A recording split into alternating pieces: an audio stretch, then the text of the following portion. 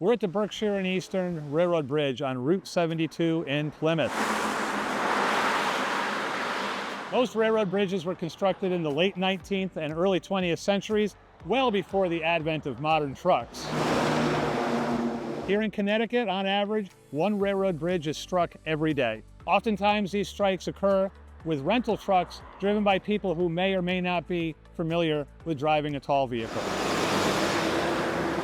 Other locations in the state where we have a lot of bridge hits is on the Merritt Parkway, where they're not supposed to be out there, no commercial vehicles, but they seem to find their way onto the highway. The West Cornwall Covered Bridge in the last 6 months has had 4 bridge strikes, and with that, it's been some major damage on the trusses. Whenever driving oversized vehicle of any size, you should know the height of your vehicle, especially if you're putting rental equipment on the back, or even if it's equipment that you own, make sure that you know the height, because a lot of times that's what does the damage. Most cell phone navigation apps do not tell us where the low bridges are.